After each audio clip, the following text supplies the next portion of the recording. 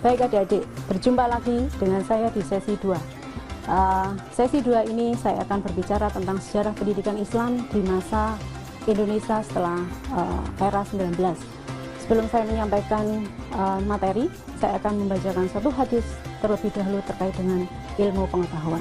Pentingnya ilmu pengetahuan. Bismillahirrahmanirrahim. Man aradad dunya fa'alaihi bil ilmi, wa man aradal akhirah fa'alaihi bil ilmi, wa man aradahuma fa'alaihi bil ilmi. Riwayat Bukhari Muslim. Jadi barang siapa yang menghendaki kebaikan di dunia, maka dengan ilmu.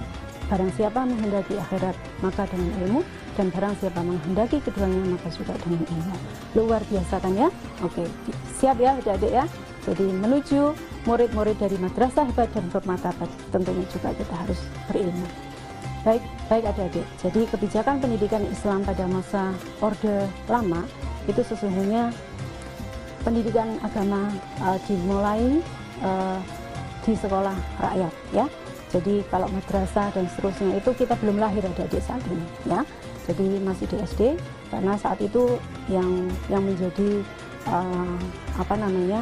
pendidikan Islam, pola pendidikan Islam adalah masih banyak dilakukan di surau-surau, yaitu yang menjadi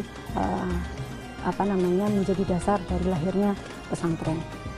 Jadi pendidikan agama diberikan sejak mulai kelas 4, kecuali di daerah-daerah yang memang daerah sangat kental dengan Islam ya, misalnya di Sumatera.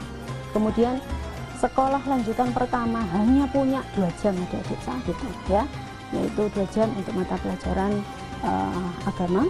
Kemudian pendidikan agama, guru agama saat itu ya langsung diangkat oleh Departemen Agama.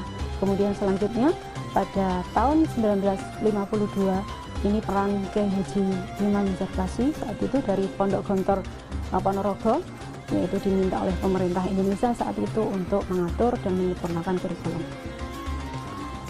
Lalu adik-adik, kita lanjut kepada masa Orde Baru. Jadi masa Orde Baru ini kebijakan tentang pendidikan Islam dimulai dari GBHM. Jadi melalui ditetapkan GBHM ditegaskan bahwa pendidikan agama menjadi mata pelajaran wajib ya di setiap sekolah negeri dan semua jenjang pendidikan. Artinya kalau di Orde Lama ya masih hanya kelas 4, maka di sini sudah harus diberlakukan mulai kelas 1. Kemudian ditetapkan juga pada pola umum pelita 4 ya, bidang agama dan kepercayaan terhadap Tuhan Yang Maha Esa. Dari situ penguatan secara konstitusional kemudian dilakukan oleh pemerintah Indonesia dengan banyak bermunculan sekolah ya dan organisasi-organisasi Islam. Sekolah yang pertama adalah sekolah yang beraliran politik, misalnya Taman Siswa. Kemudian sekolah yang kedua adalah bernuansa atau beraliran Islam, misalnya Muhammadiyah dan Nahdlatul Ulama.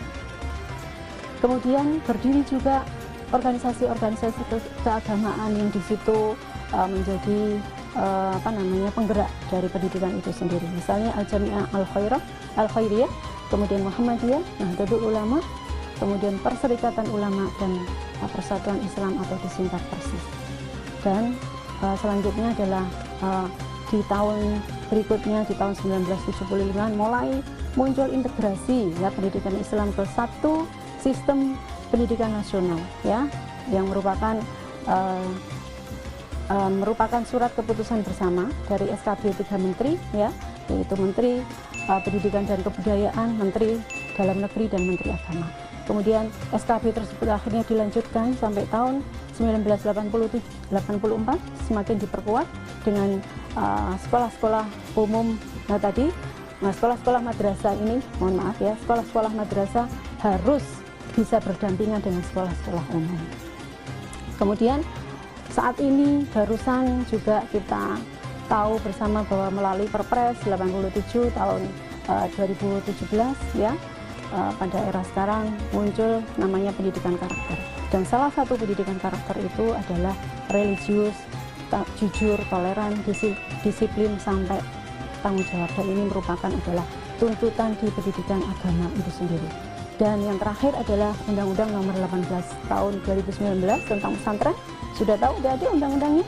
Nah, ini adalah melindungi pesantren sebagai bagian dari lembaga informal di Indonesia.